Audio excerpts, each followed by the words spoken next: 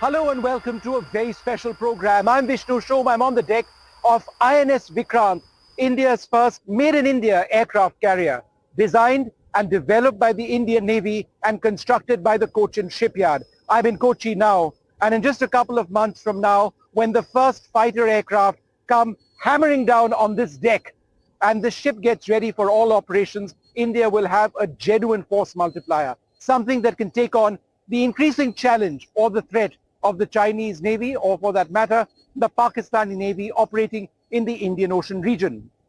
The Navy, for its part, is absolutely clear. One ship of this class, not enough. India needs 3 at the very least. Will the government sanction that? Will India eventually get larger aircraft carriers, given what we see from adversary navies? That's a larger question that's still not been answered. But for today, red letter day for the Indian Navy, INS Vikrant, part of the fleet.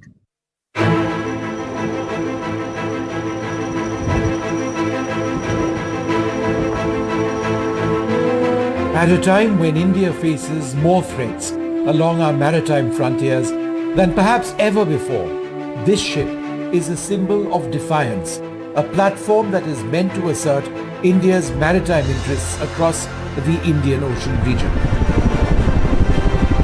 Not only is it by far and away the largest surface combatant built in India, it is also the most sophisticated. And once Vikrant completes her trials, she'll be made a mobile airfield, capable of asserting a no-fly zone around her for several hundred kilometers.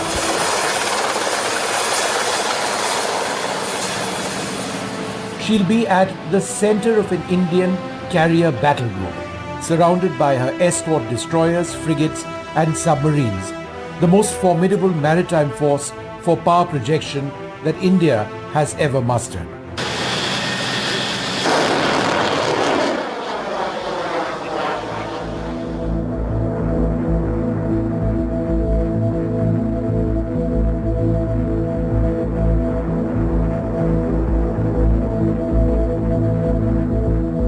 This was the original Vikrant, which fought in the 1971 war.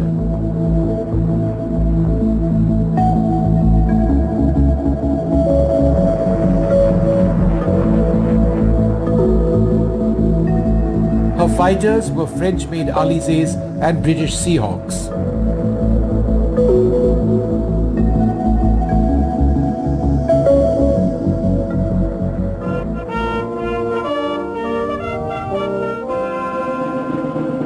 "25 years after Vikrant was decommissioned, and we were on the deck of the old carrier when that happened, India has a new Vikrant with the same historic pennant number, R11.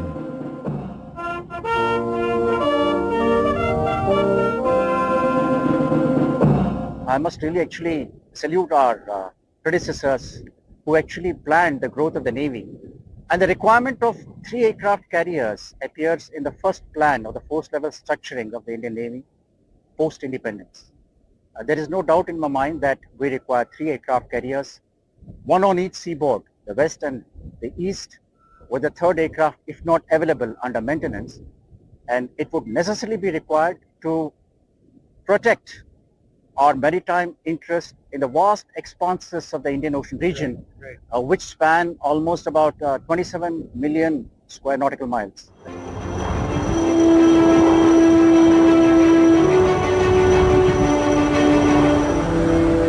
This will be the Vikrant's cutting edge, its MiG-29K fighter jets.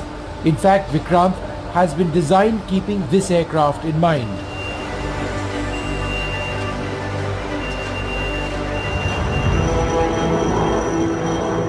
India bought a total of 45 MiG-29Ks from Russia between 2004 and 2010.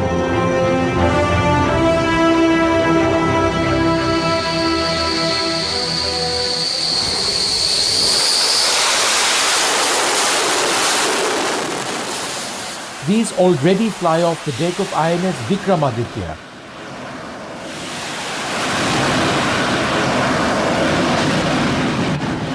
The only other aircraft carrier India has in service.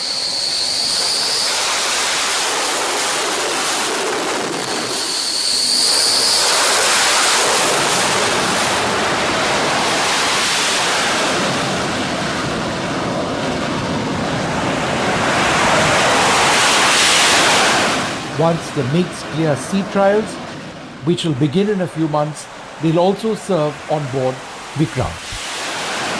So this is what it's all about. Fighter aircraft like the MiG-29K that you see behind me. This is going to be the primary fighter, the only one at the moment deployed on board Vikrant. The MiG-29K has been in service with the Indian Navy for several years, including on the aircraft carrier Vikramaditya. In fact, several years back, I remember being in Zhukovsky outside Moscow, where the first prototype of the MiG-29K was actually rolled out. The Indian Navy has had a mixed experience with this fighter aircraft.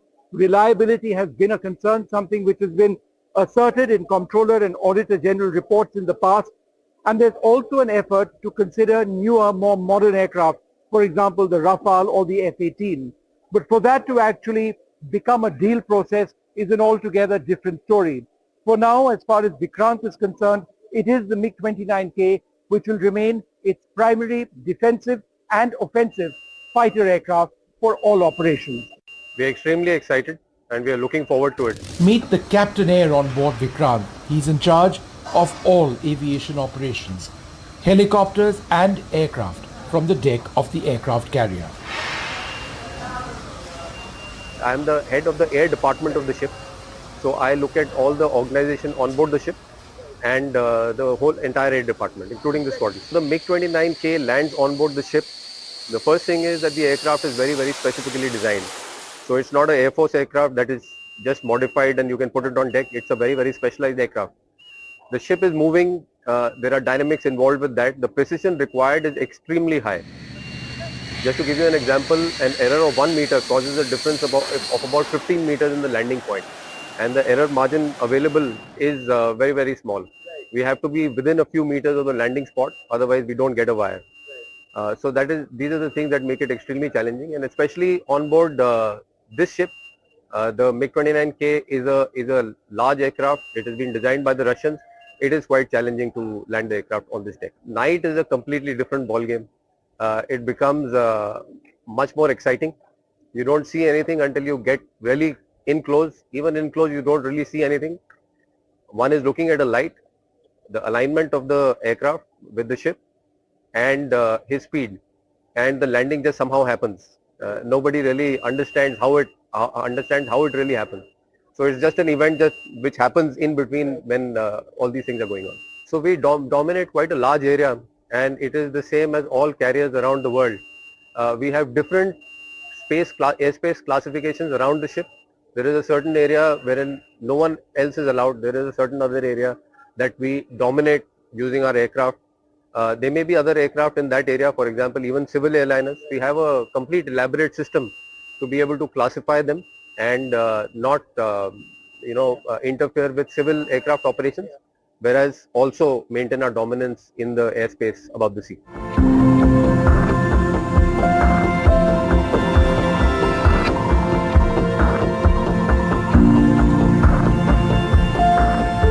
Vikrant is a mobile city with 1,500 sailors and officers on board.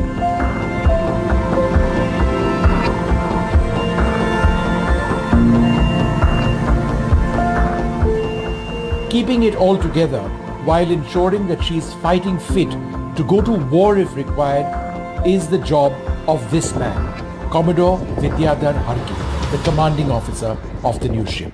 When I was here a few months back, Vikrant had just gone for a first set of sea trials.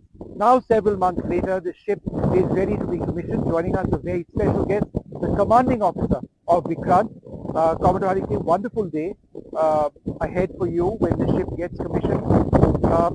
The preparation over the last few months must be incredibly intense. Tell us about that. Vishnu, as you would remember, last time you had come, that was the first sortie, and in a way that was a milestone that nobody had thought that we would be able to achieve. 22 plus touchdowns, achieving full power trial. From then we have come a long way. We have put through paces all the machinery to the extremes. We have seen trials where the ship did extreme maneuvers. All the systems, equipment have been put in through the various requirements of acceptance in varying sea conditions, temperatures and environmental conditions. And more or less, as you can see, that we have done 5 see sorties of extended duration, more than 5 days each of them, and few extending more than 8 days.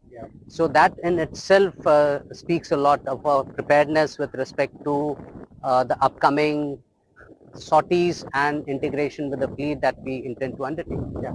And so let's talk a little bit about that. Of course, the red letter day will be when the first MiG-29 lands strapped on board Vikrant. But that process, there's a build-up to that process. And a lot of that has nothing to do with the aircraft. It's the ship, it's the various systems. And the teams that operate all of those systems. Absolutely. So is there a lot of training and, ahead of that event? Indeed.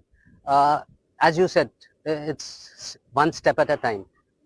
So while I said that the systems are in place, trials are in progress, these trials have to be juxtaposed with the aircrafts, helicopters in varying conditions of weather, day, night, wind speed on the deck, how many aircrafts at the same time that we can operate. At present, the wind envelopes are restricted, bare minimum. That will be expanded. So there's a paces that we go through. While that is happening concurrently, the ship's crew would be put through various training programs. External audits will be undertaken.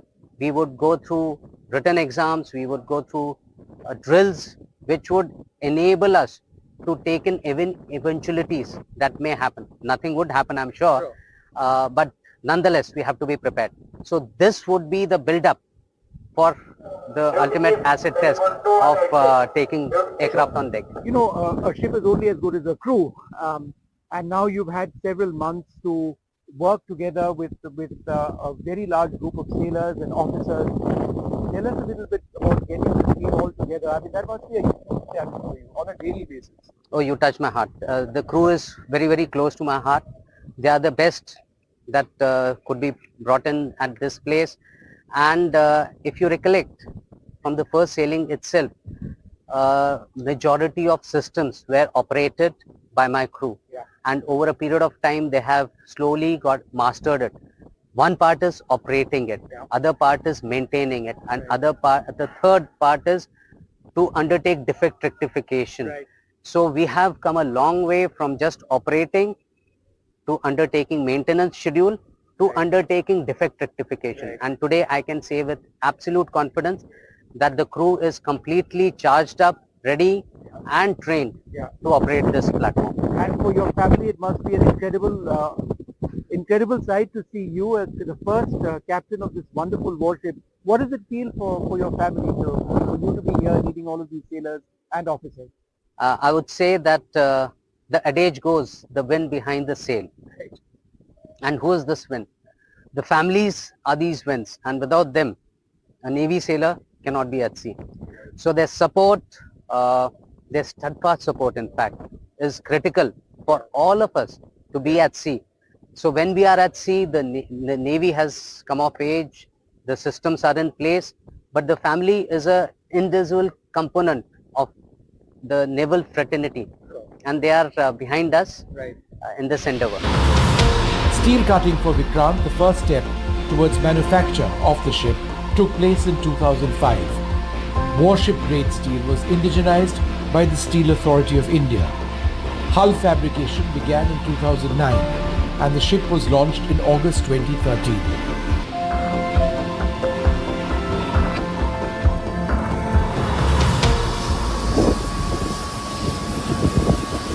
It's all come together now.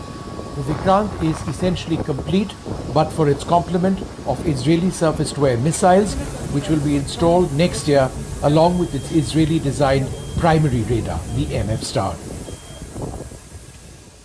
Any warship in the world, a navigator, he pilots the ship in and out of harbor.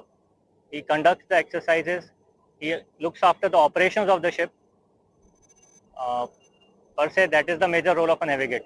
I would say it is an honor and a responsibility which has been bestowed upon by the Navy to us.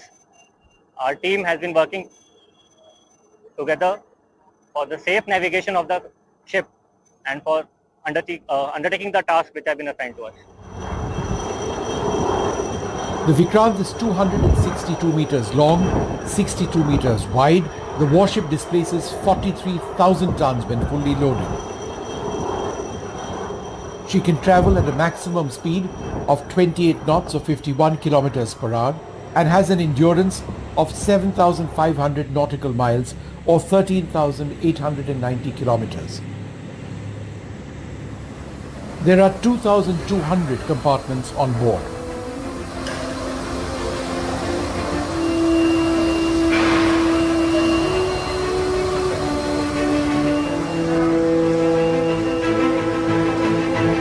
The ship is designed to embark 30 aircraft, comprising of MiG-29K fighter jets, Kamov-31 helicopters and MH-60R multi-role helicopters recently acquired.